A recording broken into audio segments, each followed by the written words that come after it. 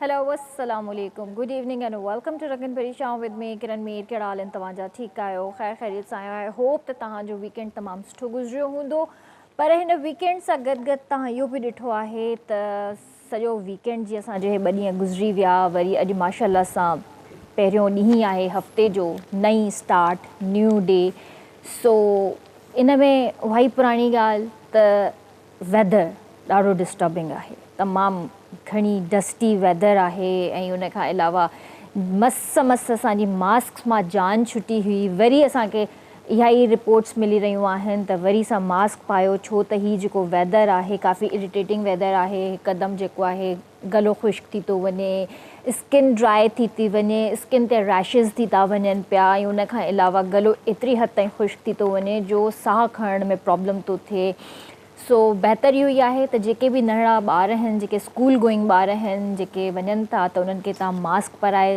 लाज़मी मोकिलियो हथनि में जेकी अजीब हिकिड़ी ड्राइनेस ऐं हिकिड़ी मेराइप जेका हथनि में थी वञे उन्हनि जे लाइ सैनिटाइज़र्स वरी सां यूज़ करणु शुरू करे छॾियो ऐं उन खां अलावा उहे भाइर भेनर जेके एस्थमा जो जिन खे प्रॉब्लम आहे त उहे हिन वेदर में तमामु घणो ख़्यालु रखनि ऐं घरनि खे जेको आहे सुठे तरीक़े सां साफ़ सफ़ाई कयो ऐं स्प्रेज़ महिरबानी करे लाज़मी घरनि में स्प्रेज़ कयो छो त डेंगी मलेरिया तव्हांखे ख़बर आहे त केतिरी हद ताईं मुल्क में फैलिजी चुको आहे ऐं जेके सैलाबी सूरत हाल तव्हां ॾिसी रहिया आहियो उहे एरियाज़ उते केतिरी हालति लॻी पई आहे अॼु बि माण्हू रड़ियूं था कनि त असांखे जेको आहे न पाणी कढी ॾिनो वियो आहे न ई वरी जेको आहे स्प्रेज़ थी रहिया आहिनि डेली बेसिस ते असां ॿुधंदा आहियूं त अॼु हेतिरा माण्हू मरी विया अॼु हेतिरा माण्हू इफेक्ट थिया अॼु हेतिरा माण्हू हॉस्पिटलाइज़ थी विया सो गॉड नोज़ बेटर त छा थियणो आहे छा थींदो हाणे त उन्हनि एरियाज़ में बि थधि पइजी वई आहे सर्दी में हू परेशान थी रहिया आहिनि हू बसि इहो ई चवनि था त असांखे कुझु बि न ॾियो असांखे खाधो बि न ॾियो बराए महिरबानी हे सियारे जो मौसमु आहे इन में घटि असांजी एतिरी मदद कयो जो असांजा ॿार आराम सां राति जो सुम्ही सघनि उन्हनि खे मथनि ते गरम कपिड़ा हुजनि सो इहे ॻाल्हियूं त थींदियूं रहंदियूं उन खां पोइ वरी जेका ॿी ॻाल्हि असां कयूं था असां इंटरनेट जेको यूज़ कयूं था घरनि में हिकिड़ी फैसिलिटी आहे न मतिलबु असांखे सुठी हिकिड़ी फैसिलिटी आहे ॿाहिरि जेकॾहिं निकिरूं था त उते असां कोई न कोई डेटा यूज़ था कयूं कंहिं न कंहिं कंपनी जो डेटा यूज़ था कयूं समटाइम्स सिग्नल्स हलिया था वञनि उन जा परेशानी थिए थी वरी घर में अचूं था स्लो नेटवर्क मिले थो परेशानी थिए थी का पिक्चर डाउनलोड कयूं त उहा डाउनलोडिंग नथी थिए पई उनजी वरी विच में जेको सर्कल जेको रोल जेको कंदो रहंदो आहे उहो परेशान कंदो आहे ॾाढो इरिटेट कंदो आहे यूट्यूब ते का वीडियो ॾिसंदा आहियूं हलंदे हलंदे अटकी पवंदी उहो बि परेशान कंदो वरी काई न काई अहिड़ी सीरीज़ ॾिसणु वेहंदासीं अॼुकल्ह सीरीज़ जो बि हिकिड़ो नयो ट्रेंड हलियो आहे सीरीज़ ॾिसणु वेहंदासीं राति जो वरी मज़े सां पॉपकॉर्न रखंदासीं साम्हूं जूसिस रखंदासीं फ्रूट्स रखंदासीं पिज़्ज़ा ऑडर कंदासीं फ्रेंड्स खे घुराईंदासीं ऐं विच में जेको आहे सीरीज़ अटकी पए तव्हांजी फेवरेट केॾी न कावड़ ईंदी आहे पोइ या त दिलि चवंदी आहे त टीवी खणी भित में हणिजे या कंप्यूटर खणी असां पंहिंजो फिटी कयूं सो इन्हनि सभिनीनि जो जेको हल आहे उहो सिर्फ़ु ऐं हिकिड़ो आहे हल उहो आहे स्ट्रॉन्ग फाइबर जी तव्हां जेको आहे एड बि ॾिठी आहे उहो फ्यूचर आहे बेसिकली उहो फ्यूचर कीअं आहे असां वटि गेस्ट आहिनि उन्हनि खां पुछंदासीं हिकिड़ो फ्यूचर आहे जेको तव्हांजे दरवाज़े ते नॉक करे थो ऐं तव्हां जॾहिं पुछो था त उहो चए थो त मां फ्यूचर आहियां तव्हां परेशान थी था वञो त फ्यूचर कीअं आहे तव्हां यकीनन TVC ॾिठो हूंदो हुनजो काफ़ी फेमस एड आहे जेको ह्यूमनाइड आहे हर घर में अचे थो ऐं उहो पंहिंजे बारे में सभु कुझु ॿुधाए थो ऐं असां इहो सोचूं था त इहो फ्यूचर कीअं हा ठीकु आहे अॼुकल्ह जी ज़िंदगी में जेको आहे ज़रूरत आहे इन्हनि शयुनि जी नेट जी ज़रूरत आहे पर नेट एतिरो ज़रूरी छो आहे छाजे करे आहे अॼु इहे इम्पॉर्टेंट सुवाल आहिनि ऐं उनजो यूज़ कीअं कजे कहिड़ी तरीक़े सां यूज़ कजे ऐं स्ट्रॉन्ग फाइबर ई छो ॿिया बि नेटवर्क्स आहिनि ॿियूं बि कंपनीज़ आहिनि पर घुमी फिरी करे असां स्ट्रॉन्ग फाइबर ते ई ब्रेक छो था हणूं अहिड़ी कहिड़ी ख़ासि ॻाल्हि आहे स्ट्रॉन्ग फाइबर में कंहिं टाइम में असां यूज़ कंदा हुआसीं ॿिया बि नेटवर्क्स यूज़ कंदा हुआसीं ॿी कंपनीज़ जा बि असां कनेक्शन्स वठंदा हुआसीं पर असांखे एतिरो मतिलबु मज़ो नथो अचे जेतिरो मां ॿुधो आहे स्ट्रॉन्ग फाइबर जे बारे में या अॼु जेके असां वटि गेस्ट वेठा आहिनि उहे पाण बि चवनि था त तव्हां पंहिंजे घरनि में स्ट्रॉन्ग फाइबर हणो तव्हांखे पिक्चर क्वालिटी सुठी मिलंदी तव्हांखे नेट रिज़ल्ट सुठो मिलंदो उन खां अलावा जॾहिं कुछ ना कुछ मुल्क जा हालात थी था वञनि, कॾहिं कॾहिं कुछ अहिड़ा ओकेशन्स अची था वञनि जिथे नेटवर्क्स बंदि थी था वञनि, उते उन्हनि खे जेको आहे कॉल जी फैसिलिटी बि अवेलेबल आहे। सो असां सां गॾु जेको हिते मौजूदु आहिनि आमिर अली शेख साहब आहिनि, managing director strong fibre, cyber net strong fibre, head of marketing Salman Yusuf साहब। सो उन्हनि ॿिन्ही खे वेलकम कंदासीं, उनसां कचहरी कंदासीं। अस्सलाम वालेकुम सर। कैसे हैं आप दोनों? ठीक हैं जी, अल्लाह का शुक्र है। सर, आप ठीक हैं? अल्लाह का शुक्र। सबसे पहले तो फिर मैं आपसे स्टार्ट करूंगी। चलो सिंधी माण्हू ॻाल्हाए। सर छा है ही मतलब साइबर नेट छा है, छा कंदो आहे साइबर नेट? सभिनी खां पहिरीं थैंक यू वेरी मच कि तव्हां एॾे इम्पोर्टेंट टॉपिक ते अॼु असांखे इनवाइट कयो आहे ऐं असांजो तव्हां इनपुट वठणु चाहियो पिया। त साइबर नेट या स्ट्रॉन्ग फाइबर जे बारे में ॿुधाइण खां पहिरीं मां थोरो सो चाहींदमि कि तव्हांखे थोरो बैकग्राउंड ॾियां कि ही अॼु तव्हांखे जेको स्ट्रॉन्ग फाइबर या साइबर नेट जेको नज़र थो अचे, इन जे पोयां हिकिड़ी स्ट्रगल आहे, इन जे पोयां हिकिड़ी जाखोड़ आहे, हिकिड़ी महिनत आहे। ऐं जंहिं शख़्स जो ही ब्रेन चाइल्ड आहे दानिश लखानी, जेको असांजो CEO बि आहे, हीउ हार्वर्ड मां पढ़ियल आहे। ऐं जॾहिं हू हार्वर्ड मां पढ़े पियो ऐं जॾहिं हू पाकिस्तान आयो समवेयर 2007-8 में, त उन जॾहिं हिते पाकिस्तान में ॾिठो कि हिते छा हालात आहिनि, टेक्नोलॉजी जा, कम्युनिकेशन जा कहिड़ा मसाइल आहिनि, असांजा पड़ोसी मुल्क काॾे पुॼी चुका आहिनि, हू केतिरी डेवलपमेंट करे चुका आहिनि, ऐं असां वटि अॼु ताईं फ़ोन में खड़खड़ लॻी पई आहे, अॼु ताईं असां वटि TV में जेको आहे झिरमिर झिरमिर थी अचे, असां वटि इंटरनेट में बफरिंग थी हले, जेको तव्हां चओ कि गोल गोल थो घुमे। त एॾा सारा चैलेंजिस उन ॾिठा, त उन चयो कि ही पाकिस्तान जेको आहे, अगरि जेसिताईं हिते लेटेस्ट टेक्नोलॉजी न ईंदी, जेसिताईं हिते फास्ट इंटरनेट न ईंदो, असां दुनिया सां नथा कम्युनिकेट करे सघूं। एट दैट टाइम 2009 में मूंखे यादि आहे कि उन्हनि कराची मां या पूरे पाकिस्तान मां कुझु माण्हू सिलेक्ट कया ऐं उन्हनि खे विहारियईं कि असां पाकिस्तान लाइ छा था करे सघूं, पाकिस्तान खे असां दुनिया सां गॾु कीअं कॉम्पीट कराए सघूं था। त अल्टीमेटली डिसाइड इहो ई थियो कि टेक्नोलॉजी खां बिना कुझु बि न आहे। जेसिताईं टेक्नोलॉजी न ईंदी, जेसिताईं असां वॉइस वीडियो कॉन्फ्रेंसिंग न कंदासीं, असां जेसिताईं ज़ूम मीटिंग्स न कंदासीं, जेसिताईं असां वॉइस कॉल्स इंटरनेशनल न कंदासीं, ईमेल जो एक्सेस प्रॉपर न हूंदो, तेसिताईं असां दुनिया सां कॉम्पीट नथा करे सघूं। फिर सॉफ्टवेयर डेवलपमेंट आहे, आर्टिफिशियल इंटेलिजेंस आहे, काफ़ी सारा सेक्टर्स अहिड़ा आहिनि जंहिंमें दुनिया असां खां काफ़ी अॻिते वञी चुकी हुई ऐं असां पाकिस्तान काफ़ी पोइते हुयो उन्हनि मामलातनि में। बट अगेन के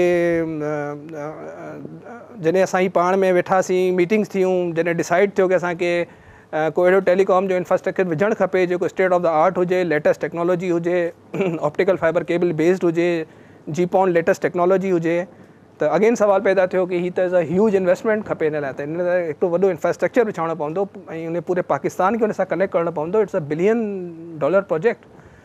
but thanks to the group, Lexon group, जेके उन्हनि चयो कि अगरि तव्हां वटि अगरि आइडियाज़ आहिनि ऐं तव्हां वटि अगरि हिमत आहे ऐं तव्हां कुझु करणु चाहियो था, त ग्रुप तव्हां सां गॾु बीठो आहे ऐं तव्हां बिल्कुलु स्टार्ट कयो ऐं तव्हां परफॉर्म कंदो, ग्रुप तव्हां सां गॾु बीठो आहे। ऐं अलाह जो शुक्र आहे कि 2009 खां असां ऑप्टिकल फाइबर केबल विझणु शुरू कई ऐं हींअर ताईं असां 15,000 किलोमीटर ऑप्टिकल फाइबर केबल पूरे पाकिस्तान में विझी चुका आहियूं। तक़रीबन 22 शहरनि में असां पंहिंजी स्ट्रॉन्ग फाइबर जी सर्विसिस लॉन्च करे चुका आहियूं ऐं स्टिल इहो लॉन्ग वे आहे गो, काफ़ी वॾो सफ़र आहे, इहो असां हलायूं पिया। त हाणे स्ट्रॉन्ग फाइबर जो बैकग्राउंड त इहो हुयो ऐं उन खां पोइ जॾहिं असां 2009 खां ऑप्टिकल फाइबर केबल विझणु शुरू कईसीं, 2013 में असां स्ट्रॉन्ग फाइबर ऑफिशियली लॉन्च कयोसीं। ऐं बेसिकली त it's a company of the cyber net ऐं स्ट्रॉन्ग फाइबर। त असांखे तमामु सुठो रिस्पॉन्स मिलियो, माण्हुनि खे हिकिड़ो नीड हुई, उन वक़्त में ज़रूरत हुई हिकिड़ी सुठी सर्विस जी ऐं फ्यूचरिटिक सर्विस जी, जेको असां जंहिंखे फ्यूचर बि चऊं था। त बेसिकली फ्यूचर असां इन करे चऊं था कि फाइबर ऑप्टिक केबल त हिकिड़ो मीडिया आहे, हिकिड़ो हाईवे आहे, हिकिड़ो मोटरवे आहे, उन जे मथां तव्हां जेका ट्रैफिक हलाईंदो न, तव्हां उन ते इंटरनेट हलायो, उन ते तव्हां TV सर्विसिस हलायो, उन ते तव्हां वॉइस सर्विसिस हलायो, उन ते तव्हां CCTV जी का विजिलेंस सर्विस हलायो, तव्हां उन ते आर्टिफिशियल इंटेलिजेंस जा सॉफ्टवेयर हलायो, तव्हां उन ते कॉल सेंटर रन कयो, तव्हां उन ते सॉफ्टवेयर एक्सपोर्ट कयो। त ही एतिरी वॾी ही मीडिया एतिरो इम्पॉर्टेंट आहे कि इन मीडिया जे थ्रू तव्हां पंहिंजे मुल्क जी इकोनॉमी जेका आहे न, उहो किथे खां किथे पुॼाए सघो था। हींअर असांजा पड़ोसी मुल्क $50 बिलियन जी जेका आहे, मोर देन $50 बिलियन उन जी एक्सपोर्ट आहे रुगो सॉफ्टवेयर वाइज़, छोकी हू असां खां पहिरीं टेक्नोलॉजी में हुया, उन्हनि इन्वेस्टमेंट कई टेक्नोलॉजी ते, असां इन्वेस्टमेंट कई ॿियनि जॻहियुनि ते, जेको अॼु असांखे उहो कमु नथो ॾिए। पर मां हिकिड़ो सवाल तव्हां खां इहो ज़रूरु करणु चाहींदसि त जीअं तव्हां ॻाल्हि कई पड़ोसी मुल्क पहिरियां खां ई इन सर्विसिस ते गौर करे रहियो हुयो ऐं कमु करे रहियो आहे, वाए पाकिस्तान सो लेट मतलब हर शइ में पाकिस्तान जो नालो पोइ छो ईंदो आहे? कॾहिं असां को अहिड़ो कमु नथा करे सघूं जो सभिनी दुनिया में पहिरियों नंबर पाकिस्तान जो अचे त हा भई पाकिस्तान हे कमु कयो सभिनि खां पहिरें? सर किरण मां तव्हांखे ॿुधाईंदुमि कि अनफॉर्चुनेटली असां वटि पाकिस्तान में हिकु खां हिकु जीनियस वेठो अथव। फॉर्चुनेटली हिकु खां हिकु जीनियस वेठो आहे, हिकु खां हिकु लॉयल विद द कंट्री वेठो आहे जेको इन मुल्क लाइ करणु चाहे पियो। पर अनफॉर्चुनेटली असां वटि पॉलिसीज़ जी कंसिस्टेंसी न थियण जे करे, गवर्नमेंट जी रिसेंट जल्द तब्दीली थियण जे करे ऐं पॉलिसी हिकिड़ी न थियण जे करे इहे शयुनि में असां थोरो लेट करे विया आहियूं। असां इंडस्ट्रियलाइज़ेशन में असां लेट करे वियासीं, डेवलपमेंट में असां लेट करे वियासीं, असां टेक्नोलॉजी में असां लेट करे वियासीं।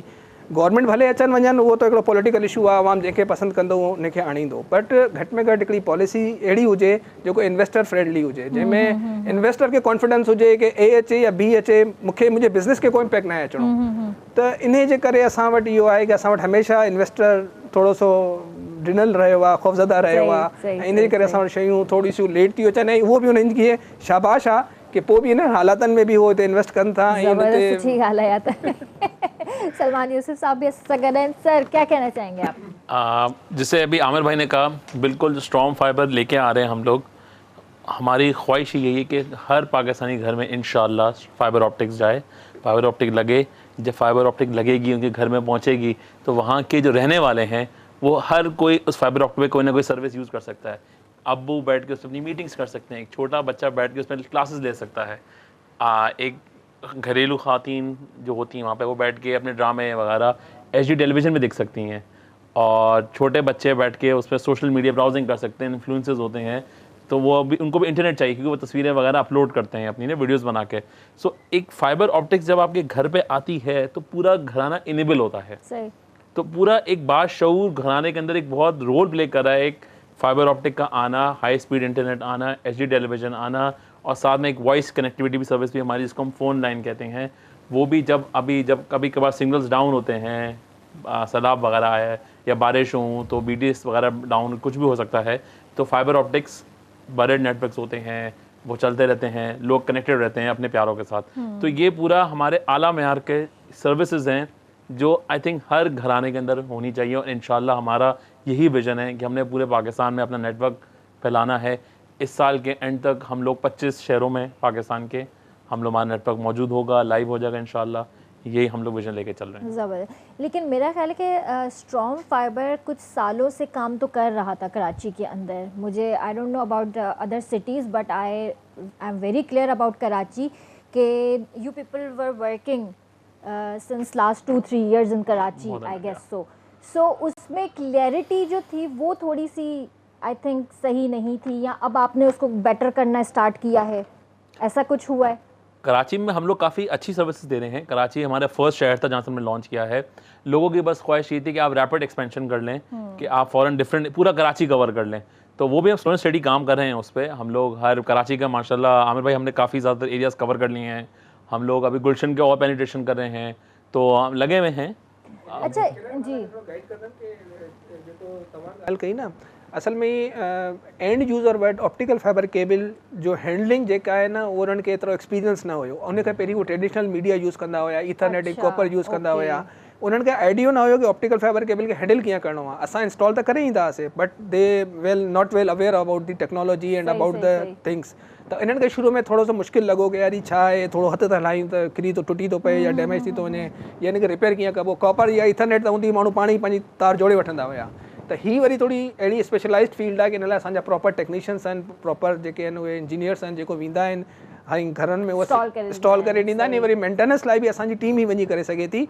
आम माण्हू अञा एतिरो एक्सपर्ट न थियो आहे, इन टेक्नोलॉजी खां वेल अवेयर न थियो आहे, त उन करे हिनखे शुरू में मसला अचनि पिया माण्हुनि खे कि यार ही थोरो प्रॉब्लम थो अचे, कीअं थींदो छा थींदो। बट हाणे माशाल्लाह जीअं जीअं उहा टेक्नोलॉजी थोरी एक्सपेंड थी आहे, अवेयरनेस माण्हुनि में आई आहे, त हाणे हू माण्हू उन्हनि खे सुठे तरीक़े सां हाणे हैंडल भी कनि था, सुठे तरीक़े सां मैनेज भी कनि था। ऐं जेके तव्हां जी ॻाल्हि आहे वो हाणे कंप्लेन वो हाणे न रही है। ज़बरदस्त। अच्छा सर, दूसरा ये भी तो होता है ना कि मतलब लोकल केबल ऑपरेटर्स हैं जो हमारे शहर के अंदर बहुत ज़्यादा हैं, हर घर के अंदर ये स्ट्रॉन्ग फाइबर फैसिलिटी नहीं है, तो लोकल केबल ऑपरेटर्स भी काम कर रहे होते हैं, जो नेट भी दे रहे होते हैं और केबल भी हो रही होती है घर के अंदर।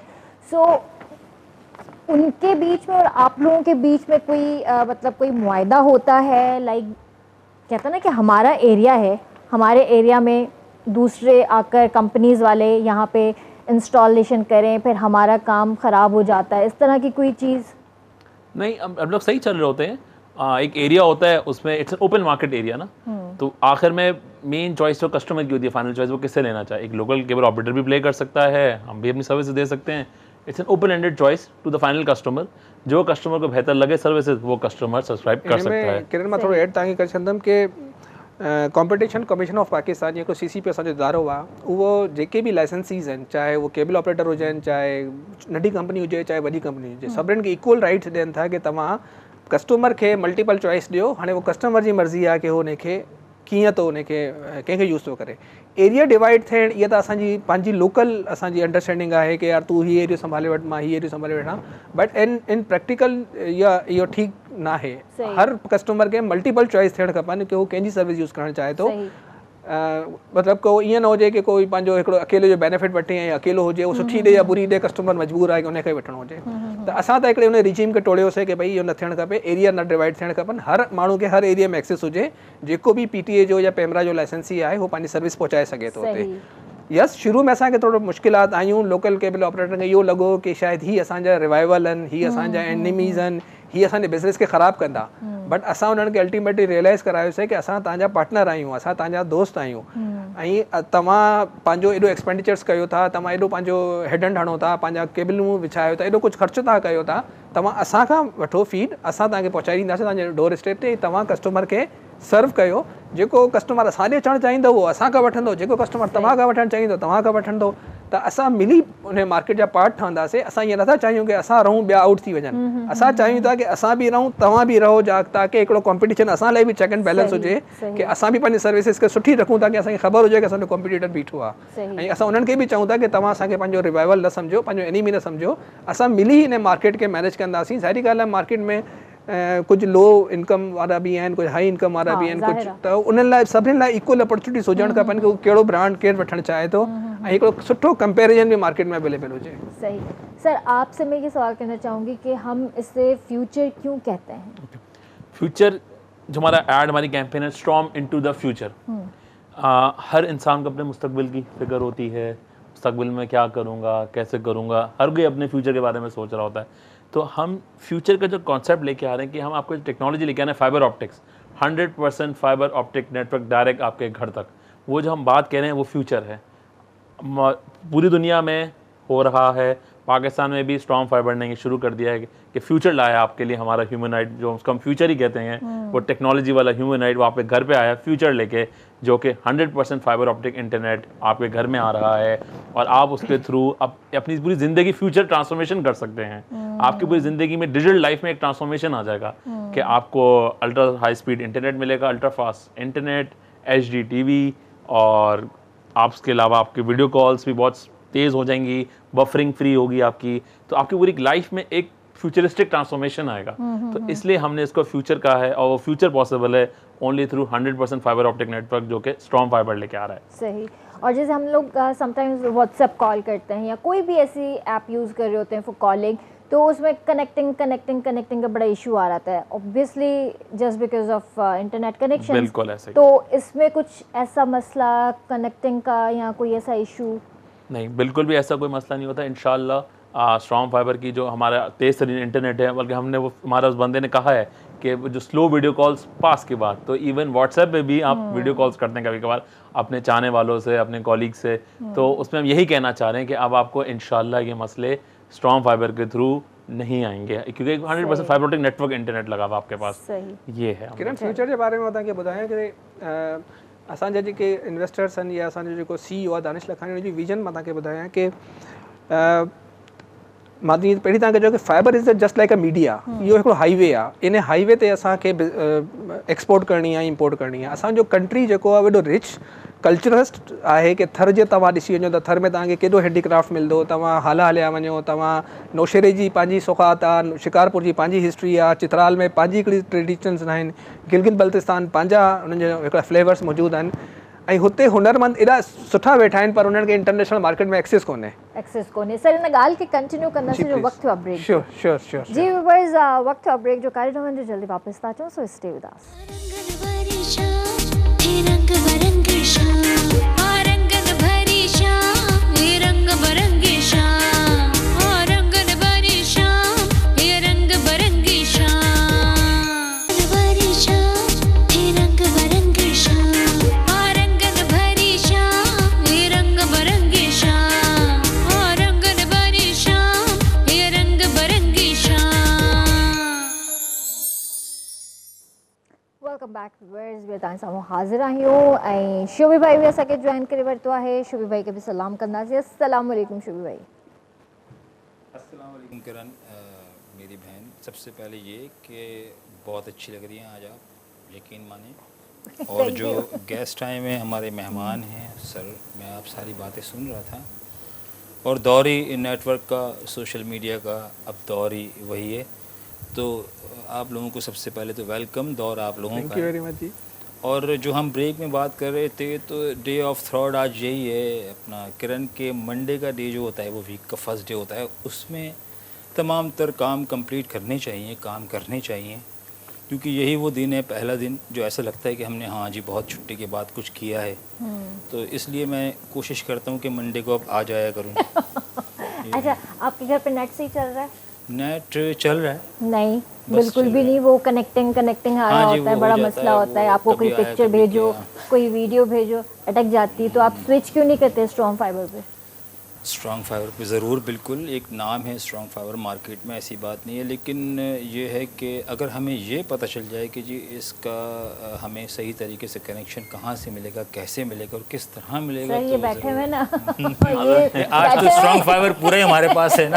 आज सारा स्ट्रॉन्ग फाइबर हमारे पास है। आज तो हम कनेक्शन लेकर घर ही तो जाएंगे। आज हाँ जी, ऐसे हमें नहीं आप दे के जाएंगे। जाइएगा क्योंकि हम बड़े परेशान देखिए हैं। इस पे ना बहुत सारा हमारी टीम ने काम किया है और हमने इसको इस तरह का प्लान किया है कि लोगों को कम से कम प्रॉब्लम आए, कम से कम हैज़ल हो। और इन सारा सिस्टम हमने ऑनलाइन रखा है कि आप घर बैठे अपना कनेक्शन बुक करवा सकते हैं, घर बैठे आप पेमेंट कर सकते हैं, घर बैठे आपको इंस्टॉलेशन हो जाएगी और आपको बार बार बैंक में जाके पैसे जमा कराने की ज़रूरत नहीं है। सारी ऑनलाइन है। हमारी अपनी ऐप भी है नया पे के नाम से, आप उस ऐप पे जाके पैसे जमा करा दें। सारे बैंकों के साथ हमारी नेटवर्किंग है, आप किसी भी बैंक में जाके पैसे जमा करा दें। बहुत आसान है, वो मैं आपको लिंक भेज दूंगा, आप उस लिंक पे जाके और फॉर्मेलिटीज पूरी कर लीजिएगा। क्योंकि कुछ सॉरी आप बोले नहीं शुरू पहले आप नहीं बोले नहीं, मैं ये नहीं, मेरे जो कुछ फ्रेंड्स हैं, मीडिया फ्रेंड्स ही हैं, उन्होंने स्ट्रॉन्ग फाइबर का वाकई जिक्र किया है।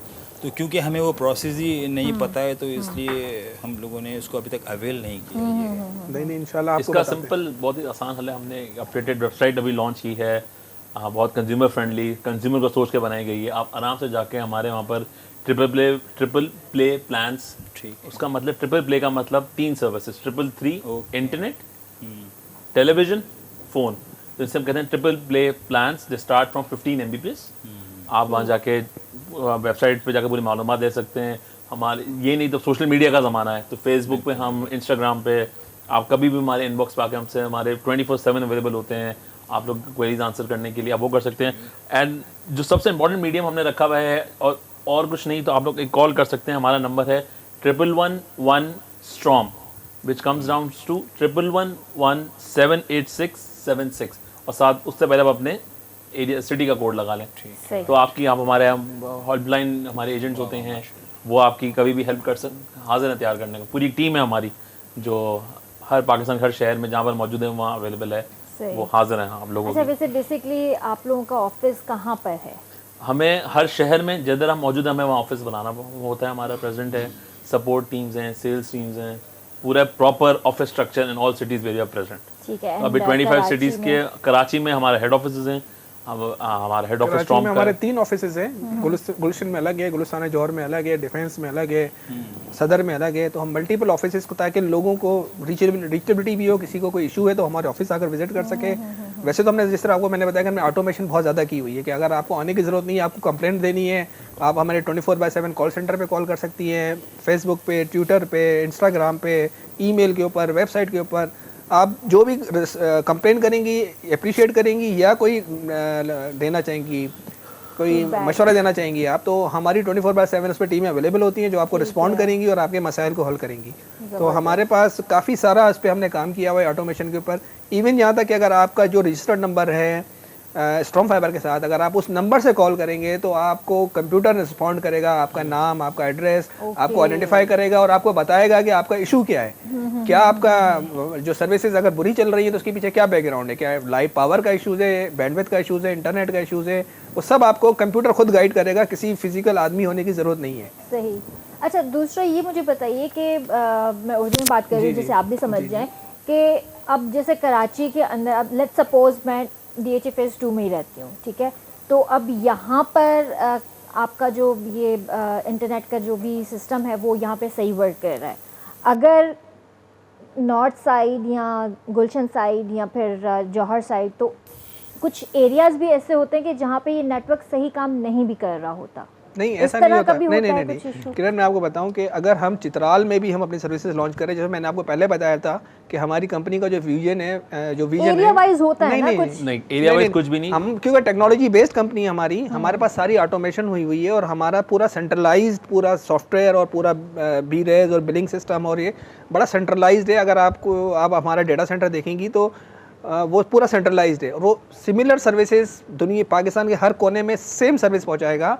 कोई ऐसा नहीं होगा कि कोई गुलिस्तान जौहर में कोई बैड सर्विस आ रही है और डिफेंस में बहुत अच्छी सर्विस आ रही है, ऐसा नहीं है। जो डिफेंस का यूज़र है वही सेम एक्सपीरियंस, अगर कोई बहुत ही कोई हल्के इलाके में भी कोई ले रहा होगा सर्विस तो उसको वही सर्विस मिलेंगी। ऐसा नहीं हो सकता कि क्योंकि इसमें मैनुअल है ही नहीं ना, सारा ऑटोमेशन हुई हुई है, लोगों का मैनुअली कुछ नहीं करता कोई भी। तो जब सिस्टम काम कर रहा है तो सिस्टम 100% इक्वली ट्रीट करता है हर एरिया को, हर पर्सन को, हर शहर को, वो बिल्कुल इक्वली ट्रीट करता है। सही। ये जो आपने बात कही, ये हमारा एक वायर्ड कनेक्शन है ना, फाइबर ऑप्टिक कनेक्शन, वो हर तरफ 100% सर्विसेज 100% फाइबर ऑप्टिक नेटवर्क पे सबको सेम देगा। चाहे पाकिस्तान में कहीं भी चले, as long as the same fibre optic connection, आप लोगों को इंशाल्लाह वही सेम सर्विसेज मिलेंगी। क्योंकि we are not dependent on any wireless signals पे डिपेंडेंट नहीं हो ना मैं कि यार उस गुलशन में चला गया, बिल्डिंग ज़्यादा हैं तो सिग्नल ज़्यादा हैं, तो सिग्नल नहीं आ रहे तो फंस गया, मैं क्या करूँ। तो वो तो वायरलेस के मीडियम में इशू होता है। ये इशूज़ थे जब किसी ज़माने में वायरलेस मीडिया बहुत वाइड टाइप की सर्विसेज और वाईमैक्स टाइप की सर्विसेज और इस तरह की सर्विसेज थी।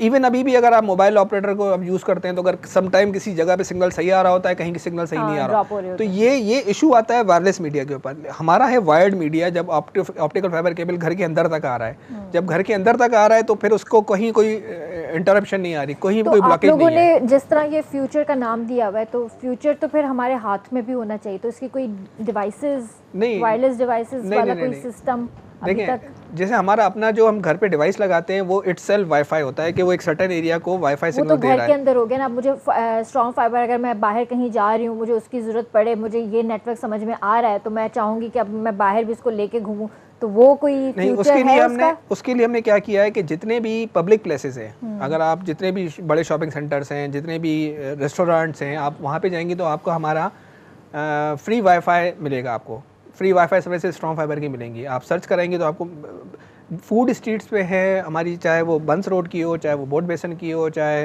जितने क्लब्स हैं, जितने रेस्टोरेंट्स हैं, जितने पब्लिक प्लेसेस हैं, वहाँ पे हमने फ्री वाईफाई सर्विसेज दी है कि जो बंदा अपने घर में स्ट्रॉन्ग फाइबर यूज़ कर रहा है, जब वो उस पब्लिक प्लेस पे जाएगा तो वो ऑटोमेटिक कनेक्ट हो जाएगा विदाउट एनी फॉर्मेलिटीज़। तो ये हमने सर्विसेज बिल्कुल हमने लॉन्च कर दी हैं और हमने काफ़ी सारा शहर कवर कर लिया और ये इन प्रोग्रेस भी है। और नॉर्दर्न एरियाज़ में भी आप कवर कर रहे हैं इसको? हाँ, जैसा कि मैंने आपको पहले बताया कि जो फ्यूचरिस्टिक का जो एक क्वेश्चन है ना, ये बड़ा वास्ट है। फ्यूचरिस्टिक का टॉपिक जो है ना, लोग इंटरनेट को एज इंटरनेट किस थॉट में लेते हैं, डिपेंड्स कि क्या वो सिर्फ सोशल मीडिया को, मूवीज़ को, ड्रामों को ये इंटरनेट समझते हैं, या इंटरनेट के अंदर तो एक बहुत बड़ी वास्ट फील्ड है जिसके अंदर आप रिसर्च कर सकते हैं, आप पढ़ाई कर सकते हैं, आप बुक डाउनलोड कर सकते हैं, आप साइंस प्रोजेक्ट कर सकते हैं, आप रिसर्च कर सकते हैं, आप दुनिया भर के PhD होल्डर के साथ इंटरेक्ट कर सकते हैं।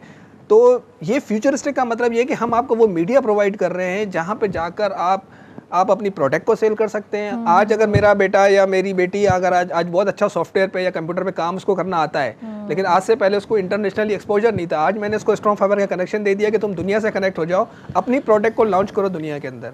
हमारे थैंक्स टू हमारे ग्रुप और इन्वेस्टर्स के कि इन्होंने सोचा कि यार चित्राल के लोग रिमोट एरियाज़ में बैठे हुए, क्या उनको अपॉर्चुनिटी नहीं मिलनी चाहिए कि वो अपनी प्रोडक्ट को इंटरनेशनल मार्केट में लेके जाएं? क्या थर के लोगों को अपॉर्चुनिटी नहीं मिलनी चाहिए कि आज उनसे जो मिडिल मैन है वो बड़ी लो प्राइस पे एक प्रोडक्ट उनकी लेता है और वो खुद हाई प्राइस पे आकर बेचता है, जो एंड यूज़र को कुछ नहीं मिलता।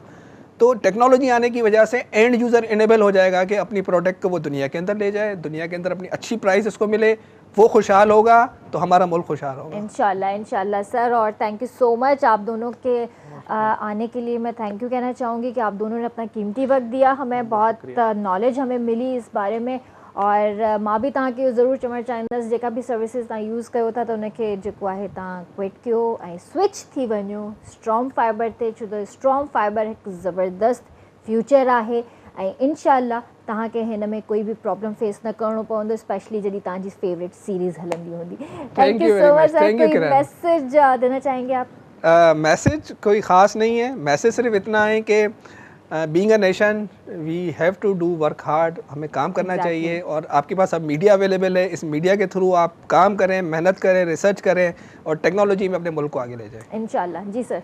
नहीं बिल्कुल, हम यही जो आमिर भाई ने कहा कि पाकिस्तान को आगे बहुत बढ़ना है अभी इंशाल्लाह, और हम बढ़ेंगे भी आगे इंशाल्लाह। और हम लोग बस जो ये ला रहे हैं छोटा सा मुल्क की खिदमत करना चाह रहे हैं कि स्ट्रॉन्ग फाइबर आए, फाइबराइज करें हम अपने नेशन को और लोगों को इनेबल करें, पावर करें, इंशाल्लाह तो डू मोर कर सकें वो लोग। Thank you so much sir. जी व्यूअर्स, प्रोग्राम ख़त्म ना है थियो, ब्रेक खां पोइ असांखे ॿिया गेस्ट जॉइन कंदा, सो स्टे विद अस। रंगन भरी शाम हे रंग बरंगी शाम, आ रंगन भरी शाम हे रंग बरंगी शाम, आ रंगन भरी शाम हे रंग बरंगी शाम, रंगन भरी शाम हे रंग बरंगी शाम, आ रंगन भरी शाम हे रंग बरंगी शाम, आ रंगन भरी शाम हे रंग बरंगी शाम।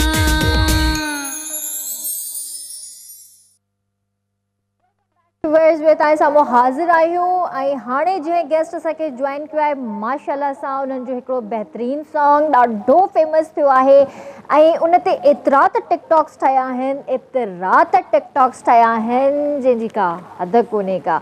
ऐं अॼुकल्ह हूअं बि प्यारु ॾाढो महांगो थी वियो आहे। अॼुकल्ह जेको प्यारु जेको आहे न उहो पैसे सां ई मिली रहियो आहे। बग़ैर पैसे वारो प्यारु जंहिंमें दिलि हूंदी हुई, मोहबत हूंदी हुई, इज़त हूंदी हुई, उहो प्यारु त हाणे रहियो ई कोन्हे। सो अॼुकल्ह जेको प्यारु थियो आहे उहो पैसे जो प्यारु थी वियो आहे। सो इन्हनि जो जेको फेमस सॉन्ग आहे पैसे जी आ पट पट, आशिक ते आ लठ। सो फ़क़ीर नियाज़ हुसैन उमरानी साहब असां गॾु हिते मौजूदु आहिनि, इन्हनि खे भलीकार कंदासीं। अस्सलाम वालेकुम। वालेकुम सलाम। सर इहो माइक रखी छॾियो तव्हांखे लॻियल आहे माइक। कीअं आहियो? ठीकु आहियो? बिल्कुलु ठीकु आहियां, तव्हांजी दुआऊं आहिनि। तबियत ठीकु आहे तव्हांजी? बिल्कुलु बिल्कुलु मां ओके। तव्हांखे भलीकार थी कयां रंगत भरी शाम में। बिस्मिल्लाह, अल्लाह तव्हांखे आबाद रखंदो, वॾी महिरबानी। वॾी महिरबानी तव्हांजी बि। बिस्मिल्लाह। ऐं मूंखे इहो ॿुधायो त तव्हां किथां खां आया आहियो? असां लाड़काने शहर खां आयासीं। अच्छा सही, उते ई रहंदा आहियो तव्हां? बिल्कुलु लाड़काने शहर है, मुंहिंजो पंहिंजो कलप आहे, बेठक आहे, सही मुंहिंजो सही घर लाड़काने शहर में आहे। सही। अल्लाह जी महिरबानी सां। माशाल्लाह। पोइ हींअर जेके हालात ॿोॾ वारी सूरत हाल हुई, पोइ इन में हाणे छा हालात आहिनि? कुझु बहितर थिया आहिनि लाड़काने में? ॿोॾ वारी हालात में बिल्कुलु माना हर इंसान हिकिड़ो ज़ईफ़ थी वियो, हर इंसान हिन ॿोॾ में बिल्कुलु तकलीफ़ में आया। बसि वरी बि मदीने वारे साईं खे भारत आहे, उन जूं महिरबानियूं जेको हर माण्हू वरी आस्ते आस्ते खुशहाल थी वियो बेशक। अल्लाह जी महिरबानी सां। न न बाक़ी सुठी ॻाल्हि आहे। तकलीफ़ूं वॾियूं आयूं, असांखे ख़ुदि तकलीफ़ूं आयूं। बहरहाल मदीने वारे साईं ते यकीन आहे, मालिकनि ते, बिल्कुलु उन्हनि जूं भलायूं आहिनि। बिल्कुलु बिल्कुलु माशाल्लाह सां तव्हांजो इहो गानो ॾाढो फेमस थियो आहे। बिस्मिल्लाह, इहे बि तव्हांजी महिरबानियूं सभिनि जूं, दोस्तनि जूं, हा तव्हांजूं। त इहो गानो तव्हांजो कॾहिं मतिलबु इहो आयो आहे? तक़रीबन इन खे 2-2.5 साल थिया आहिनि। अच्छा सही। ऐं इहो टिकटॉक ते त ॾाढो फेमस थियो हा, आहे। बिल्कुलु, हर माण्हू इन ते जेको आहे, हर एक्ट्रेस, हर गुलकार, हर कंहिं इन ते टिकटॉक ठाहिया बिल्कुलु आहिनि। बिल्कुलु बिल्कुलु। कीअं महसूसु थींदो आहे तव्हांखे जॾहिं तव्हांजे गाननि ते टिकटॉक्स ठहनि था? मालिक जा महिरबानियूं, अल्लाह पाक जूं। असां त इहो न सोचियोसीं त हिन मंज़िल ते ईंदासीं। बहरहाल हुयो हिकिड़ो मज़ाक़ी गीत हो, बहरहाल अल्लाह जी महिरबानी सां हली पियो। सही। असां मां सऊदी वियो उमिरि ते, उते बि मूंखे ख़बर न हो त को मुंहिंजो गीत हले पियो। अच्छा उते जो पहुतमि हर माण्हू मूंखे चवे इहो फनकार आयो आहे, फ़क़ीर नियाज़ हुसैन उमरानी, रुॻो पैसे जी पट पट आशिक़ मथां लटा, उहो फनकार पहुतो आहे। त मूं चयो वाह मालिक तव्हांजा एहसान आहे मुंहिंजे मथां। माशाल्लाह। अच्छा इन जी शाइरी कंहिंजी आहे लिखियल? इहो ॾिनल जमाली। अच्छा उहो बि जिदे में रहंदो आहे। अच्छा अच्छा सो उन्हनि जेको आहे इहा शाइरी या मज़ाक में लिखी या उन्हनि सां कोई अहिड़ो हादसो पेश आयो? बसि उहो त हाणे वरी उन्हनि खे ख़बर हूंदो न मैडम, उन्हनि खे ख़बर हूंदो। सही, पर तव्हांखे छा थो लॻे जेका शाइरी आहे इहा सही आहे? ऐं मां हिकिड़ी ॻाल्हि ॿुधायां, हिकिड़ा माण्हू पैसे सां प्यारु कंदा आहिनि, हिकिड़ा अहिड़ा माण्हू आहिनि जेको फ्री में प्यार बि हले थो, ऐं हक़ीक़त बि आहे। ऐं ॾिसो न हाणे पैसे वारे खे जॾहिं पैसो मिलंदो त उहो माण्हू फ़ोन खणंदो ॻाल्हाईंदो, पर जेको पैसे खां बग़ैर मोहबत हूंदी त उहा मोहबत ज़िंदगी भर बरक़रार हूंदो। उन में इज़त बि हूंदी आहे। हा, इज़त बि उहो उन्ही खे चइबो आहे दोस्ती, हर शइ उन्ही में हूंदो आहे। सही, जॾहिं बि कॉल वेंदो उहो परेशान हूंदो अॻिलो, हा, पैसे वारे ॾे पैसो न ॾींदेसि कॉल कॾहिं नंबर न खणंदो। ब्लॉक करे छॾींदो। बिल्कुलु बिल्कुलु ब्लॉक करे छॾींदो, चवंदो जॾहिं तूं मूंखे पैसा ई नथो ॾे त छाजे लाइ मां तुंहिंजो फ़ोन कयां? तोबा तोबा तोबा, इहो प्यार सही न आहे। इहो हिकिड़ो ट्रेंड थी वियो आहे।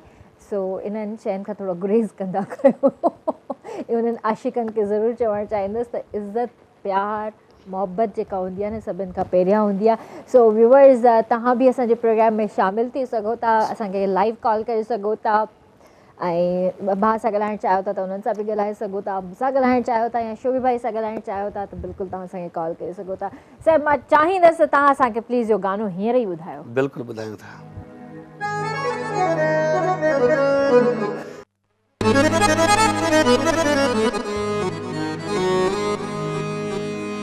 मालिक अहिड़ो महबूब ॾे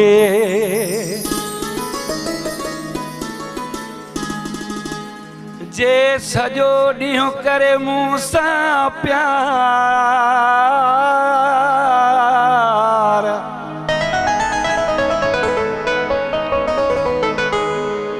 नथे मूं खां धार, परवेज़ उमराणी मीरो खान वारो चए।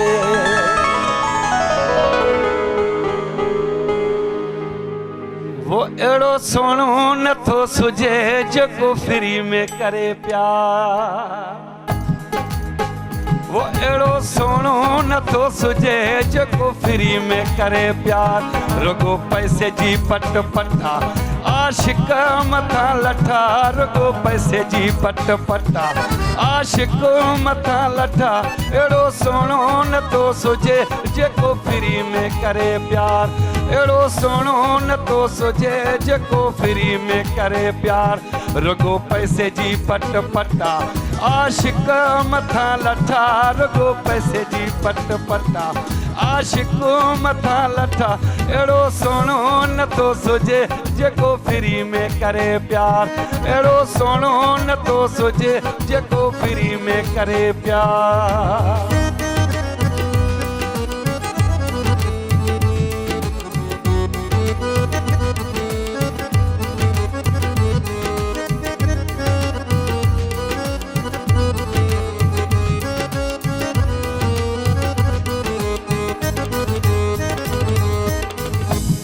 जे कयूं था काल रुगी पैसे जी आ ॻाल्हि, जे कयूं था काल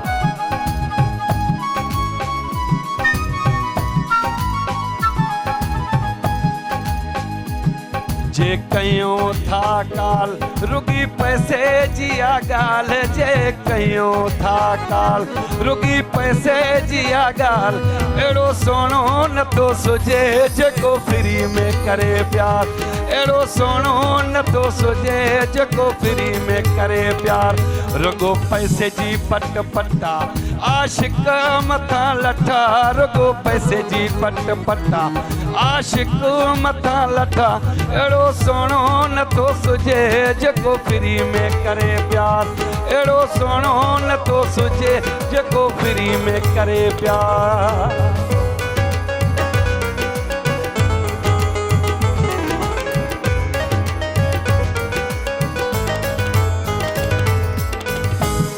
जे कयूं था चोरी पुलिस ड्रीड़ाए वठे ज़ोरी, जे कयूं था चोरी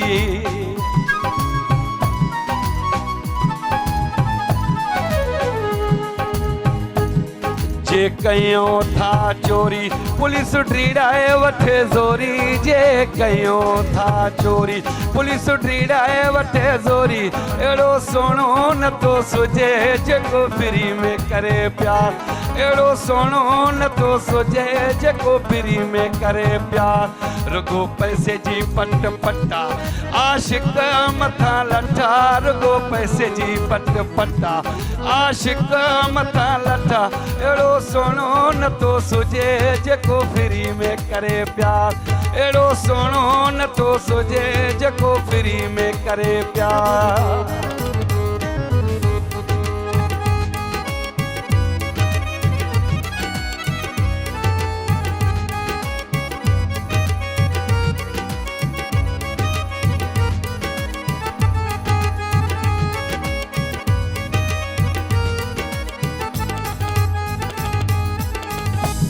चवे ॾिनल जमाली खिसा करे वयो खाली चवे ॾिनल जमाली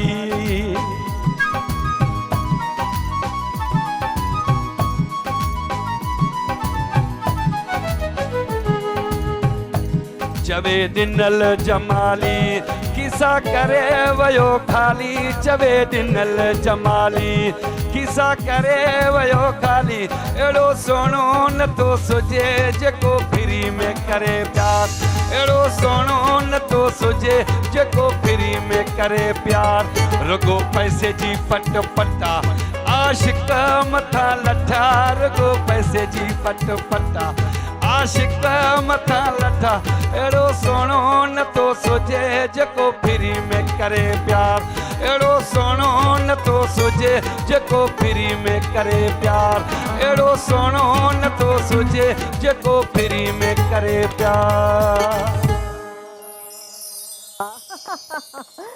ज़बरदस्त ऐं माशाल्लाह साहब लिरिक्स ॾाढा सुठा आहिनि शायरी ॾाढी सुठी आहे वरी माशाल्लाह सां शोभी भाई बहुत अच्छा आपने भी प्ले किया इस पे म्यूज़िक भाई इहो ॿुधायो त तव्हां कॾहिं खां ॻाइणु शुरू कयो ऐं कीअं तव्हांजो हिन तरफ़ अचणु मैडम शुरू मूंखे थियो 20 साल थी चुका आहिनि हिन फील्ड में अच्छा 20 सालनि में खां टाइम वठी। ॾिनोसीं अलाह जी महिरबानी सां इज़त बि मिली असांखे 4 दोस्त भला मिलिया सही ऐं सुठा शाइर मिलिया बसि अलाह जी महिरबानी सां तव्हांजूं दुआऊं सही त तव्हांखे शौक़ु कीअं थियो मतिलबु कोई फैमिली में तव्हांजे हुयो या तव्हांखे पाण ई बसि शौक़ु थियो ऐं तव्हां सिखणु शुरू कयो हुयो बहरहाल इहो आहे त इंसान खे जॾहिं का बि शइ जी शौक़ु लॻंदी आहे त उते माण्हू पुॼी वेंदो आहे पर छा आहे त माण्हू जेको उमेदूं रखंदो आहे न त उन उमेदनि जो इंसानु कामयाबु थींदो आहे उन जाइ ते पर असां बि कोशिशि कई आहे अलाह जी महिरबानी सां पोइ ज़रूरु कहिड़ो बि इंसानु आहे कहिड़ी बि कोशिशि कंदो आहे त उन मंज़िल माणींदो आहे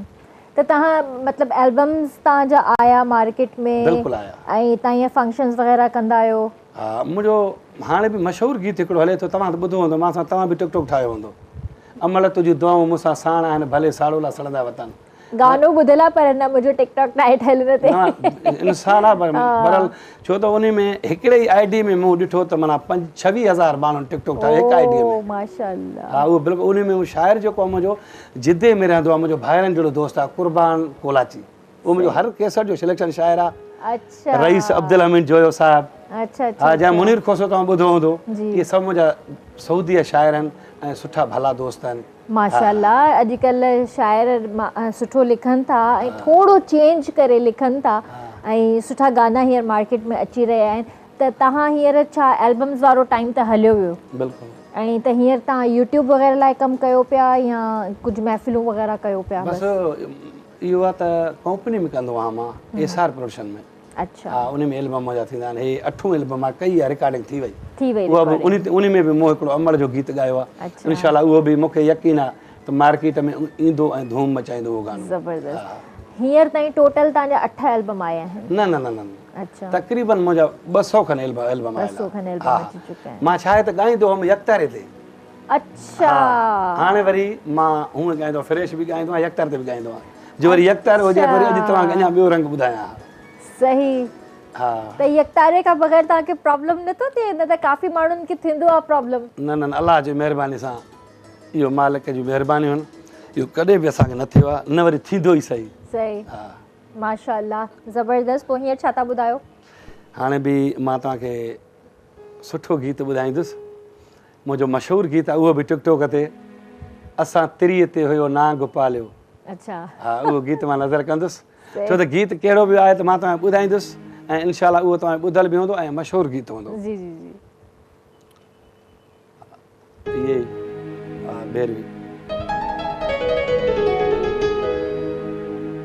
असां तिरीअ ते हुयो ॼणो नाग पालियो वो वस तिरीअ ते हुयो ॼणो नाग पालियो जॾहिं दिलि में हयईं धक असां पोइ संभारियो असां पोइ संभारियो असां तिरीअ ते हुयो ॼणो नाग पालियो वो वस तिरीअ ते हुयो ॼणो नाग पालियो जॾहिं दिलि में हयईं धक असां पोइ संभारियो असां पोइ संभारियो जॾहिं दिलि में हयईं धक असां पोइ संभारियो असां पोइ संभारियो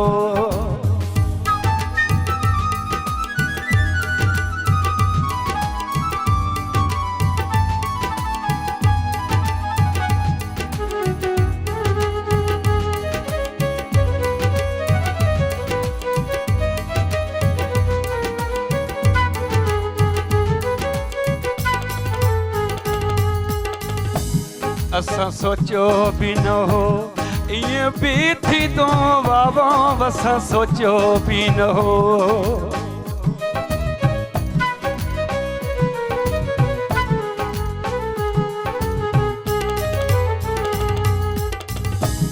असां सोचियो बि न हो ईअं बि थींदो वावो पिरी प्यार वारो दोखो बि ॾींदो आहे जॾहिं दिलि में हयईं धक असां पोइ संभारियो असां पोइ संभारियो असां तिरीअ ते हुयो ॼणो नाग पालियो वो असां तिरीअ ते हुयो ॼणो नाग पालियो जॾहिं दिलि में हयईं धक असां पोइ संभारियो असां पोइ संभारियो जॾहिं दिलि में हयईं धक असां पोइ संभारियो असां पोइ संभारियो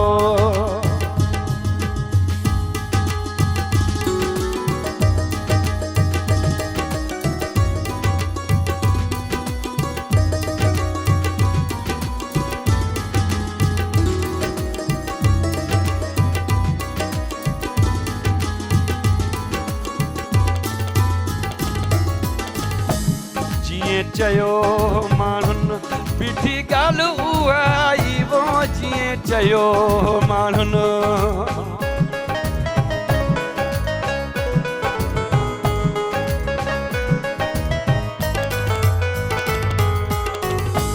जीअं चयो माण्हुनि बीठी ॻाल्हि उहा आई वो जीअं चयो माण्हुनि बीठी ॻाल्हि उहा आई इहो सोनो कॾहिं कंदई न वफ़ाई जॾहिं दिलि में हयईं धक असां पोइ संभारियो असां पोइ संभारियो जॾहिं दिलि में हयईं धक असां पोइ संभारियो असां पोइ संभारियो असां तिरीअ ते हुयो ॼणो नाग पालियो आईली असां तिरीअ ते हुयो ॼणो नाग पालियो जॾहिं दिलि में हयईं धक असां पोइ संभारियो असां पोइ संभारियो जॾहिं दिलि में हयईं धक असां पोइ संभारियो असां पोइ संभारियो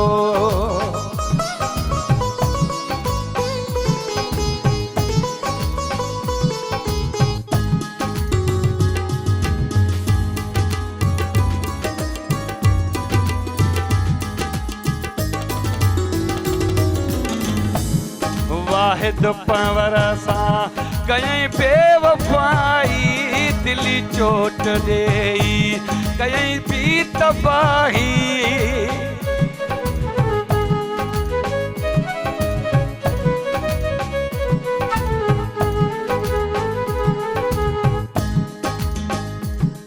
वाहिद पंवर सां कयईं बेवफ़ाई दिली चोट ॾेई करे वियो तबाही जॾहिं दिलि में हयईं धक असां पोइ संभारियो असां पोइ संभारियो असां तिरीअ ते हुयो ॼणो नाग पालियो असां तिरीअ ते हुयो ॼणो नाग पालियो जॾहिं दिलि में हयईं धक असां पोइ संभारियो असां पोइ संभारियो जॾहिं दिलि में हयईं धक असां पोइ संभारियो असां पोइ संभारियो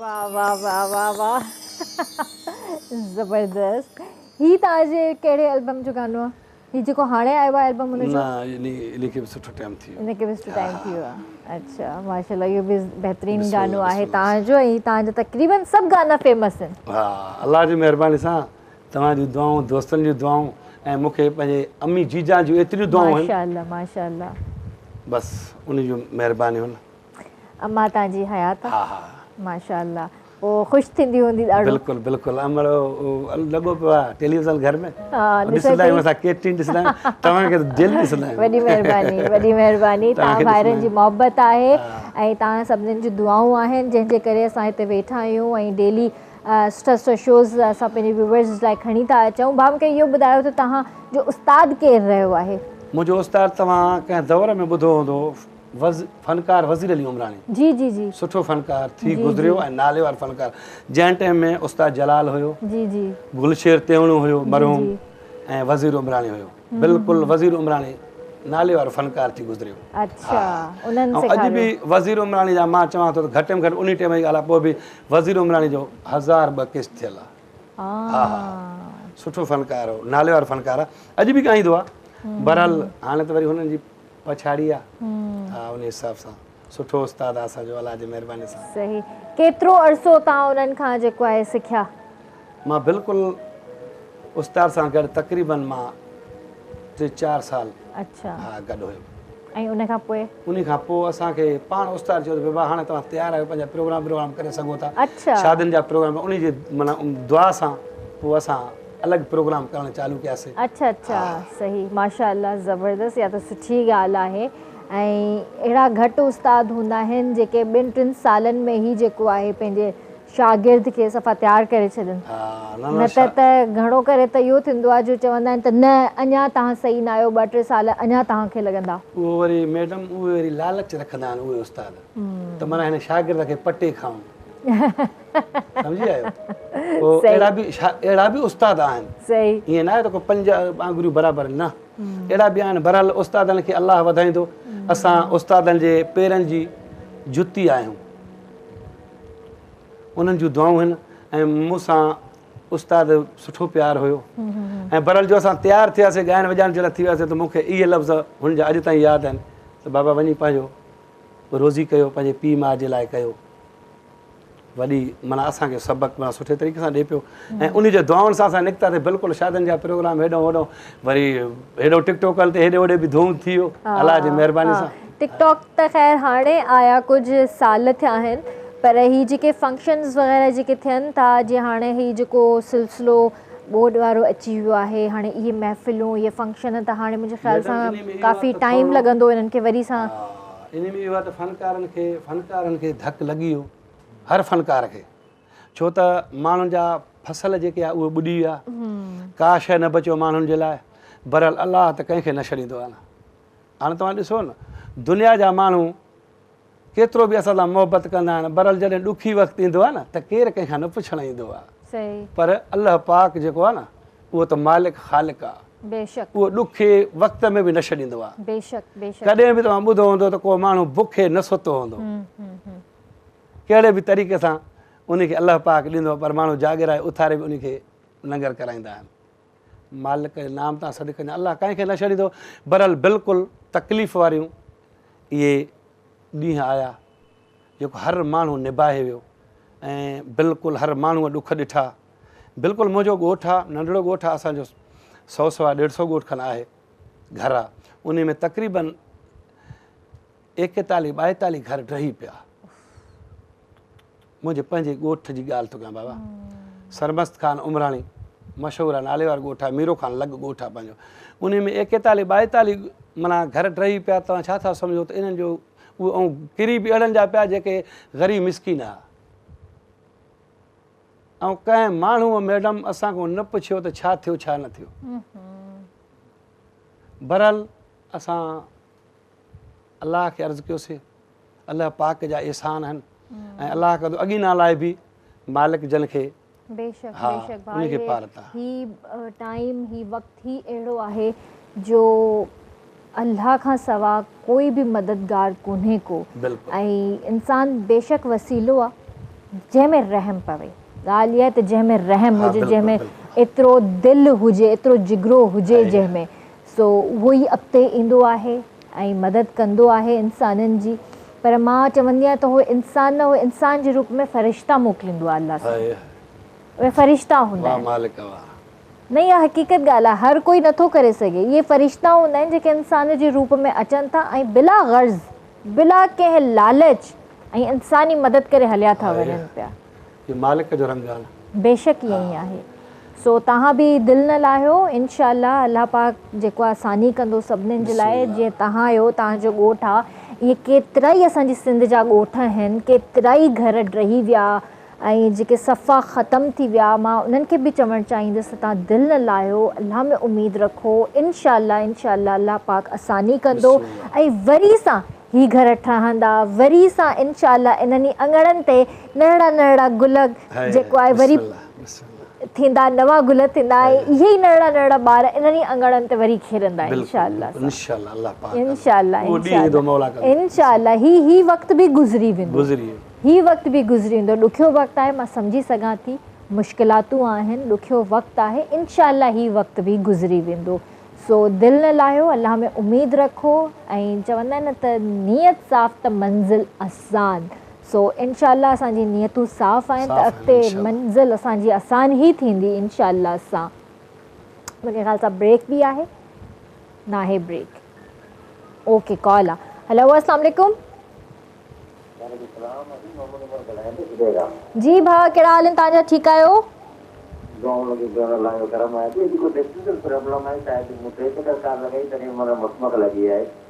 थी सघे थो भाउ कुझु प्रॉब्लम हुजे, छो जो अॼु कराची में माशाल्लाह हवाऊं बि थोड़ियूं तेज़ पयूं थियूं हलनि त नेटवर्क में मसइलो हूंदो।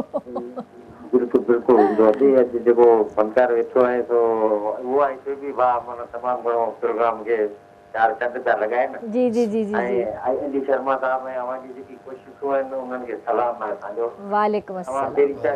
सिंध जा मसइला आहिनि या को फनकारनि सां प्रॉब्लम आहिनि या को हींअर जी वेठल हुआ नेट जे बारे में जो ॿुधायो पे जी जी। त माना इहे एतिरी बहितरीन शयूं आहिनि जेके माण्हुनि खे मालूमात मिले पई आहे। अल्लाह करे तव्हां सदाईं ईअं मुल्क में खेलंदे रहो। वॾी महिरबानी। अॼु भाउ जी नज़र न लॻे। भाइरनि जी नज़र कोन लॻंदी आहे। जी जी महिरबानी। तव्हांजी नज़र कोन लॻंदी, तव्हांजी दुआ लॻंदी मूंखे। आमीन आमीन। अल्लाह साईं तव्हांखे बि ख़ुशि रखे। वॾी महिरबानी मुंहिंजा भाउ, पंहिंजो ख़्यालु रखिजो। अल्लाह हाफ़िज़ अल्लाह हाफ़िज़। जी व्यूअर्स, वक़्तु आहे ब्रेक जो, कारे न वञिजो, जल्दी वापसि था अचो।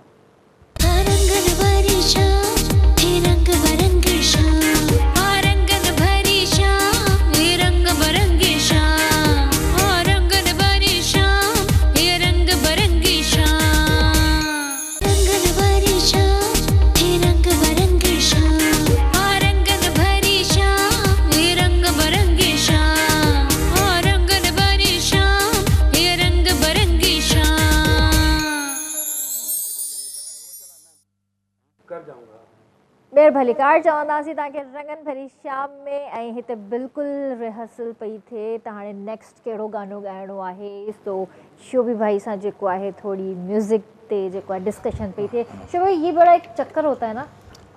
बिल्कुल किरण, असल में ये होता है कि जैसे फ़कीर भाई हैं यहाँ, ठीक है, भाई हैं, इनके साथ जो है ना ढोलक तबला ज़रूरी है। हाँ। क्योंकि ये हमारा जो एक सकाफ़ती म्यूज़िक है, चपड़ी के साथ गाना है, एक तारा, तो उसके साथ जो है हमें मैनुअल एक साथ ज़रूरी है।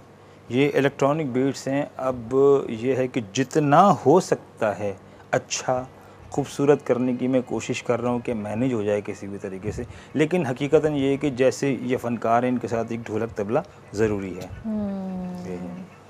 त तव्हांखे वाकई ढोलक ऐं न तबले जी ज़रूरत पवंदी हूंदी बिल्कुलु बिल्कुलु पवंदी आहे हा न सही त हींअर बि मतिलबु जेको आहे इहो तव्हां सां गॾु हुजनि हा त अञा वधीक मज़ो अचे हा। मैडम इहो त मां यकतार ते ॻाईंदो आहियां, ॿियो जेको मौसीक़ी साज़ आहिनि जेके असां वारा उहे अञा ॿिए हिसाब सां आहिनि। बहरहाल पोइ बि उस्ताद खे पोइ बि सलाम मैनेज करे वियो। बिल्कुलु बिल्कुलु सही थो वॼाए, अल्लाह आबाद रखो, सुठो मूसीकार आहे। न न माशाल्लाह शोभी भाई माशाल्लाह आहिनि असांजा KTN जा चहीता म्यूज़िशियन्स आहिनि। अच्छा जीअं हाणे हे मां ॿोध वारी सूरत हाल जे बारे में हर इन जे करे थी ॻाल्हायां जो असां पंहिंजे मारवड़नि खे विसारियो न आहे। बेशक हर प्रोग्राम हर ट्रांसमिशन रूटीन में आई आहे, पर इन जो इहो हरगिज़ मतिलबु न आहे त असां पंहिंजे मारवड़नि खे पंहिंजे भाइर भेनरुनि खे पंहिंजी सिंध जी जेके न्याणियूं आहिनि जेके सिंध जा ॿचिड़ा आहिनि असां उन्हनि खे विसारे छॾियो आहे। न असां उन्हनि खे नाहे विसारियो। अॼु बि असांजी रिलीफ कैंप KTN जी तरफ़ां लॻल आहे। अॼु बि उते जेको आहे सामान अची रहियो आहे। अॼु बि असां पंहिंजी तरफ़ां जेको आहे हिकिड़ी कोशिशि करे रहिया आहियूं, पंहिंजे मारवड़नि जी मदद करे रहिया आहियूं ऐं जेको आहे जेतिरो थी सघे थो असांजे ऑनर्स खां हू हिसो वठनि था हिन में ऐं भरपूर तरीक़े सां पंहिंजे मारवड़नि जी मदद करे रहिया आहिनि।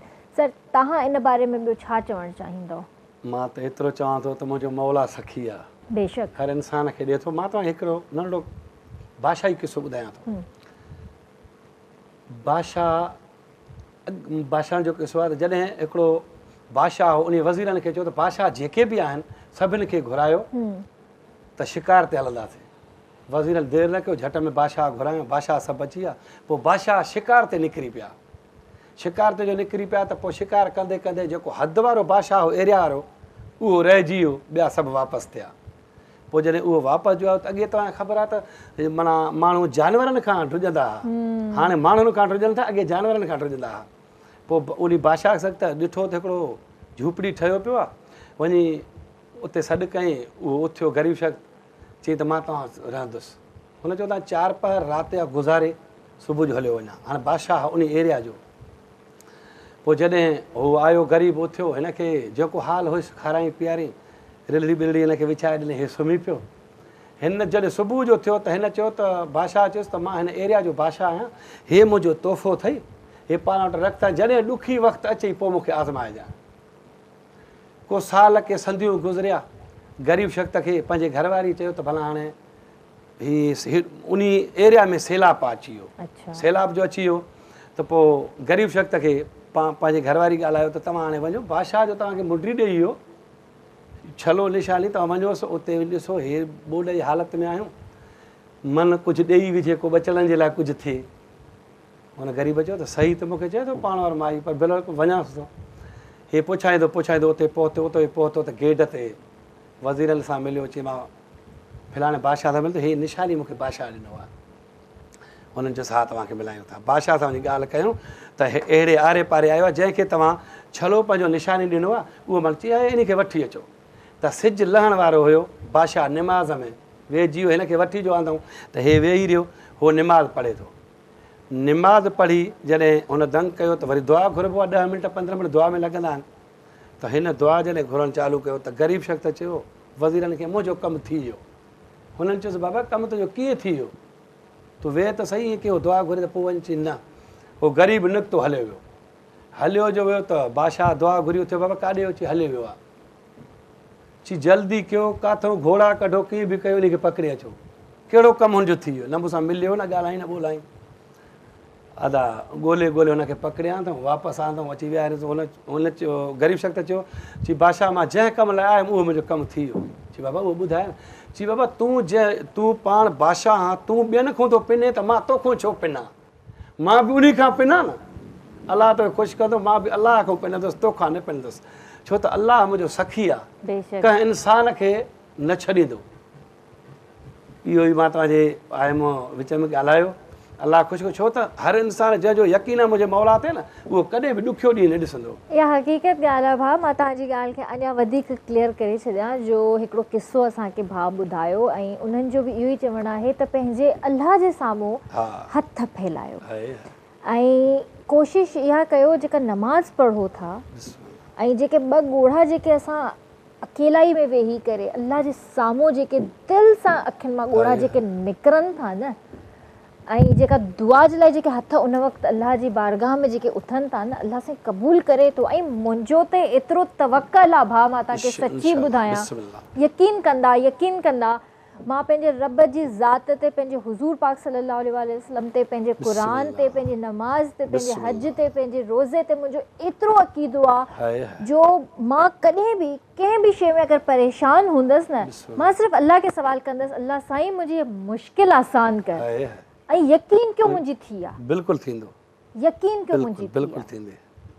मैं शुभ भाई कितनी परेशान क्यों ना हूँ, मैं सिर्फ अल्लाह से एक सवाल करती हूँ कि अल्लाह मियाँ मेरी ये परेशानी दूर हो जाए, चाहे वो उस वक्त हो या अगले 2 दिन में हो, लेकिन होती ज़रूर है। कहते हैं ना ईमान कामिल, आपका ईमान बिल्कुल पुख्ता है तो अल्लाह रब्बुल आलमीन सुनते हैं। नहीं, मेरा तवक्कल है। और वो तो मतलब तवक्कल वही वाली बात है, तो वो तो देने वाली ज़ात है। जो पत्थर से मांग रहे हैं, जो आग से मांग रहे हैं, जो उनसे मांग रहे हैं वो उनको दे रहे हैं। और हम तो मोहम्मद वाले मोहम्मद उनकी आल में से हैं, बेशक सल्लल्लाहु अलैहि वसल्लम उनकी आल में से हैं, तो अल्लाह रब्बुल आलमीन हमारी क्यों नहीं सुनेगा। बिल्कुल सुनते हैं, बिल्कुल सुनते हैं, अल्लाह पाक बिल्कुल सुनता है और हर वक्त सुनता है। जड़े महल भी सड़ियोसि बिल्कुल आहे, वो जवाब ॾिए थो। ऐं बस एतिरो चवे थो अल्लाह त 5 वक़्त जी नमाज़, सिर्फ़ु 5 वक़्त जी नमाज़ तव्हां दिलि सां पढ़ो ऐं घुरो मूंखां, मां तव्हांखे अता कंदसि। एतिरी त सिर्फ़ु गुज़ारिश आहे मुंहिंजे रब जी। बाक़ी छा आहे, असां 5 वक़्त छा हिकिड़ो वक़्तु बि नमाज़ पूरी कोन था पढ़ूं पिया, 5 वक़्त परे जी ॻाल्हि आहे।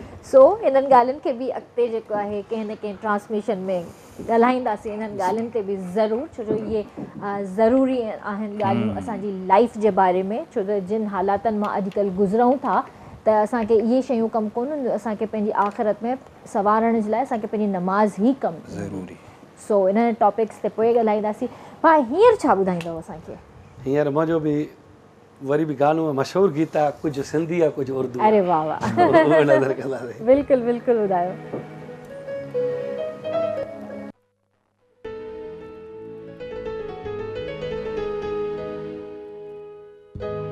शहर कराची घुमण वायस, मुंहिंजी दिलि वई फासी,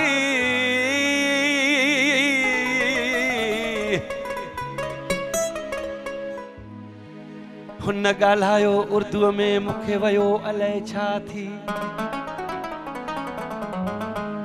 मूंखे चई तुम्हारा गाँव किधर है, मां बरोच माण्हू, मूंखे गाँव जो ख़बर न हुयो मैडम।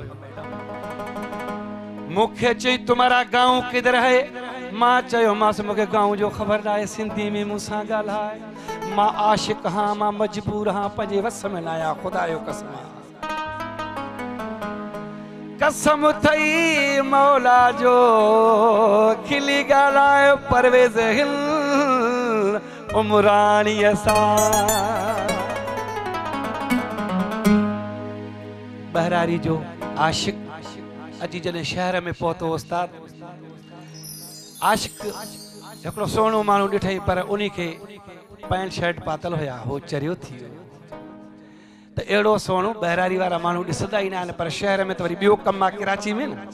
हाणे छा थो चएसि, शहर कराची घुमण विसु दिलि वई फासी, हुन ॻाल्हायो उर्दूअ में, मूंखे वियो अलाए छा थी। तुम्हारा गाँव किधर है, तुम किधर रहते हो, तुम्हारा गोठ किधर है, तुम किधर रहते हो। शहर कराची घुमण विसु दिलि वई फासी, हुन ॻाल्हायो उर्दूअ में, मूंखे वियो अलाए छा थी। तुम्हारा गाँव किधर है, तुम्हारा गोठ किधर है, तुम्हारा शहर किधर है।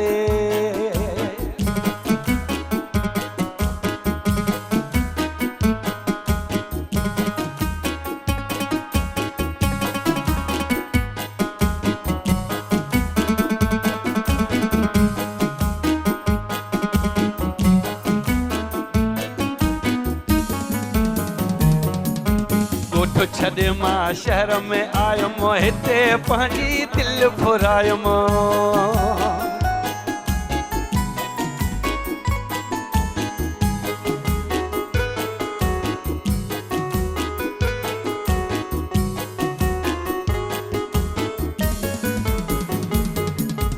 ॻोठो छॾे मां शहर में आयुमि हिते पंहिंजी दिलि फुरायुमि अभी मुझे छोड़ो न जाना अभी मुझे छोड़ो न जाना मूंखे वियो आ चई हुन ॻाल्हायो उर्दूअ में मूंखे वियो अलाए छा थी तुम्हारा गाँव किधर है तुम्हारा ॻोठ किधर है शहर कराची घुमण विसो दिलि वई फासी हुन ॻाल्हायो उर्दूअ में मूंखे वियो अलाए छा थी तुम्हारा गाँव किधर है तुम्हारा ॻोठ किधर है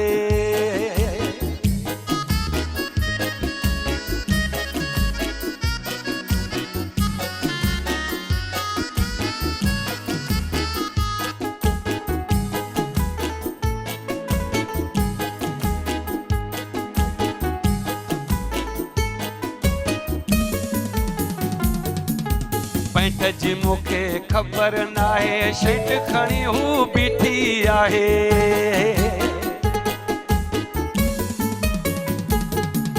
पैंट जी मूंखे ख़बर नाहे शर्ट खणी हू बीठी आहे अभी तुझे पहना पड़ेगा अभी तुझे पहना पड़ेगा मूंखे वियो आ चई हुन ॻाल्हायो उर्दूअ में मूंखे वियो अलाए छा थी तुम्हारा गाँव किधर है तुम्हारा ॻोठ किधर है तुम्हारा शहर किधर है शहर कराची घुमण विसो दिलि वई फासी हुन ॻाल्हायो उर्दूअ में मूंखे वियो अलाए छा थी तुम्हारा गाँव किधर है तुम्हारा ॻोठ किधर है तुम्हारा गाँव किधर है तुम्हारा ॻोठ किधर है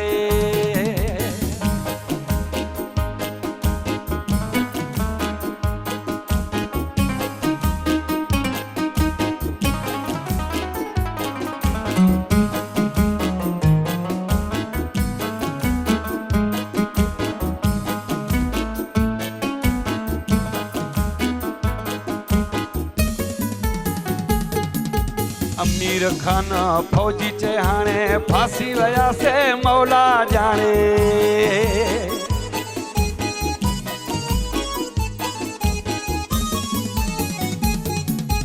अमीर खान फौजी चे हाणे फांसी वया से मौला जाने इधर आओ गुटका खाओ इधर आओ गुटका खाओ मूंखे वियो आ चई हुन ॻाल्हायो उर्दूअ में मूंखे वियो अलाए छा थी तुम्हारा गाँव किधर है तुम्हारा ॻोठ किधर है तुम्हारा शहर किधर है शहर कराची घुमण विसो दिलि वई फासी हुन ॻाल्हायो उर्दूअ में मूंखे वियो अलाए छा थी तुम्हारा गाँव किधर है तुम्हारा ॻोठ किधर है तुम्हारा गाँव किधर है तुम्हारा ॻोठ किधर है तुम्हारा गाँव किधर है तुम्हारा ॻोठ किधर है वाह वाह वाह वाह वेरी नाइस शोभी भाई आपका गांव गोठ किधर है गोट जी करीबी है, ज़्यादा दूर नहीं है। हाँ बल्तिस्तान के पहाड़ों में है। है वो गोठ वाकई गोठ होता है पहाड़ों वाला, इसका अपना ही मज़ा होता है। सो तहाँ जो गोठ त थी वियो लाड़काणे में। लाड़काणे खां थोरो ॿाहिरि ॻोठ आहे, पर राश सभु मुंहिंजो लाड़काणे में। सही। हा ॻोठ मीरो खान। हा तालको आहे। सही। लाड़काणे खां तक़रीबन 20-25 किलोमीटर आहे। हींअर त सर्दी थी वई हूंदी उते। हा बिल्कुलु। हाणे त थधिकार थी मां आयो हुउमि बिल्कुलु हिते बि थोरी घणी सर्दी हुई, पर हाणे थोरो ज़्यादा थियो, 2 टे ॾींहं थी विया मूंखे। हाँ न हिते मौसम सुबुह जो थोरो सुठो थिए थो, वरी राति थोरी सुठी थी वञे हाणे, पर ॾींहं जो जेको 12 खां 4 बजे ताईं वारो जेको टाइम आहे न, जेको सिज सफ़ा टॉप लाइट जेका हूंदी आहे, उहो एॾी गर्मी आहे ऐं वरी ख़ुश्की एॾी थी वई आहे जंहिंजी का हद कोन्हे। अजीब मौसम थी वियो आहे न इहो, ईअं थी करे जेको आहे कराची में हिकदमि सर्दी पइजी वेंदी आहे। सो भाउ मूंखे इहो ॿुधायो त तव्हां माशाल्लाह एल्बम्स बि तव्हांजा अचनि पिया, फंक्शन्स वग़ैरह बि कयो पिया, ऐं तव्हांजो हीउ जेको सफ़र जेको गुज़रियो आहे त इन में कुझु मुश्किलातूं बि आयूं हूंदियूं? बसि अलाह ते तवकल करे निकिरी पवंदा आहियूं मैडम, कुझु बि न थींदो आहे बसि। तॾहिं बि उहो त ज़ाहिरी ॻाल्हि आहे, अलाह ते ई भरोसो आहे, पर अॼुकल्ह जेके इंसान जेके आहिनि हिकिड़े शैतान वारे रूप में जेके वेठल आहिनि, सो उहे बि मुश्किलातूं इलाही पैदा कंदा आहिनि, अॻिते वधणु न ॾींदा आहिनि। असांजो पहिरियों त असांजो एॾे ज़हन ई न आहे शैताननि ॾे, असांजो पहिरियों ज़हन अलाह पाक ॾे, पोइ वरी रोज़ी में पंहिंजे में। हेॾे असां ज़हन कंदासीं त पर असां ज़हन ई ख़राबु थी वेंदो। पर तॾहिं बि जीअं तव्हांजा एल्बम्स थी विया या तव्हां जेके बि गाना ॻायो था, अॻिते वधणु न ॾींदा आहिनि माण्हू। साड़ त हर माण्हू में आहे न, फनकार में साड़ आहे, पर बसि अलाह खे पार था। असां एतिरो चवंदासीं जेके साड़ कनि था उन्हनि खे बि अलाह आबाद करे। हा, इहो ई चई था सघूं हाणे, ॿियो छा चवंदासीं, अलाह साईं उन्हनि खे बि हिदायत ॾे। ॿियो त हाणे वधीक असां कुझु बि नथा चई सघूं, पर हीउ छा आहे जो हीउ समुंड आहे हिकिड़ो, बिल्कुलु हीउ इलाही वॾो समुंड आहे। शो बिज़नेस जंहिंखे चवंदा आहियूं या शो बिज़ जंहिंखे चवंदा आहियूं, ये बहुत बड़ा समंदर है शो भाई। आपके भी मतलब बहुत सारे राइवल्स होंगे, अब जाहिर सी बात है मेरे भी बहुत सारे दुश्मन होंगे, अब मेरे होंगे तो अल्लाह उनको खुश रखे, वही वाली बात है। कर तो कुछ नहीं सकते, लेकिन थींदा आहिनि। बिल्कुलु। पर इहा तव्हांजी हिकिड़ी सुठी सोच आहे त तव्हां उन्हनि खे बि जेको आहे अल्लाह जी पनाह में छॾे था ॾियो। बिस्मिल्लाह, उन्हनि खे कुझु न चवंदा, ओतिरो चवंदा आहियूं त बसि असांजो फ़ैसिलो करण वारो मौला आहे। बेशक बेशक असां कुझु न करे सघंदासीं। बेशक। बहरहाल असांजे दिलनि ते बि माण्हुनि धाड़ा आया, हा, बहरहाल कोई बि असां उन्हनि खे कुझु न चयोसीं। वाह वाह वाह, असां उन्हनि खे इहा सुठी एतिरो ॻाल्हि आहे। चयोसीं मैडम, असां उन्हनि खे एतिरो चयोसीं त बसि अलाह तव्हांखे ख़ुशि कंदो। अलाह ने के बहाना बसि तव्हांजो। हलो ज़बरदस्त, माशाअल्लाह, ॾाढो सुठो लॻो तव्हां हिते आया। वेंदे वेंदे तव्हां खां गानो ज़रूरु ॿुधंदासीं। बिस्मिल्लाह। ऐं थैंक यू शोबी भाई, इंशाल्लाह कल आपसे मुलाक़ात करेंगे। जी व्यूवर्स, आई होप त तव्हांखे अॼु जो शो पसंदि आयो हूंदो। ऐं बिल्कुलु स्ट्रॉन्ग फाइबर्स जी जीअं ॻाल्हि थी रही हुई, त उहो हिकिड़ो नयो फ्यूचर जेको आहे उन्हनि हिकिड़ी कैंपेन आहे उन्हनि जी लॉन्च करायो आहे। सो ज़रूरु तव्हांजे नेटवर्क्स में जेको बि इशू आहे उहो हिकिड़ी तरह सां रिज़ॉल्व थी सघे थो, जो तव्हां केबल कनेक्शन्स चेंज करे स्ट्रॉन्ग फाइबर ते स्विच कंदा त तव्हांजा इनशाला सभु प्रॉब्लम सॉल्व थी वेंदा। तव्हांजो इंटरनेट क्वालिटी सुठी थी वेंदी, तव्हांजी HD क्वालिटी स्क्रीन जी सुठी थी वेंदी, तव्हांखे जेको आहे माशाअल्लाह सां जेके बि तव्हां प्रोग्राम्स ॾिसो था घर में उन्हनि जी क्वालिटी सुठी थी वेंदी, कॉल जी क्वालिटी सुठी थी वेंदी। सो इनशाला सुभाणे तव्हां सां मुलाक़ात कंदासीं। तेसि ताईं पंहिंजे प्यारनि जो ख़्यालु रखिजो। मूंखे मुंहिंजी पूरी टीम खे ॾींदा इजाज़त। अल्लाह हाफ़िज़। जी वाह। अमर तूं जे दुआउनि सां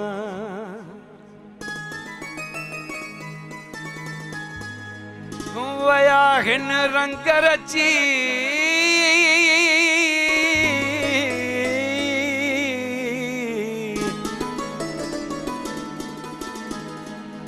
विया भला दोस्त मिली कुर्बान हिन कोलाचीअ खे।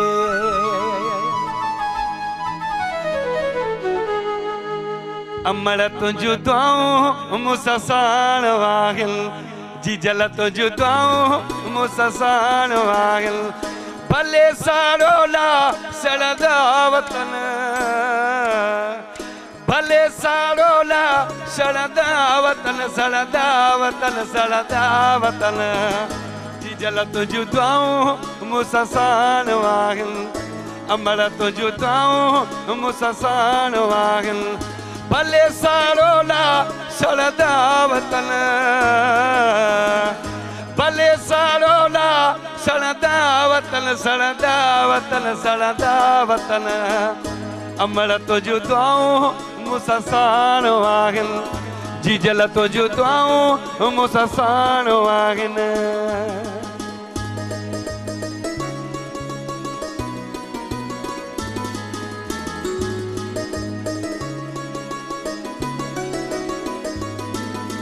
दुश्मन मुंहिंजे वेझो न ईंदा, अमर जे दुआ सां दूर थी वेंदा।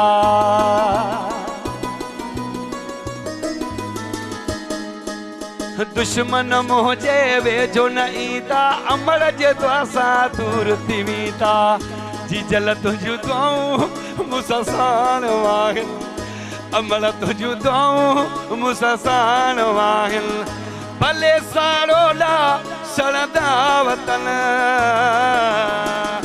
भले साड़ोला सड़दा वतन सड़दा वतन सड़दा वतन अमल तुझू दुआऊं मूंसां साण वाहिन जीजल तुझू दुआऊं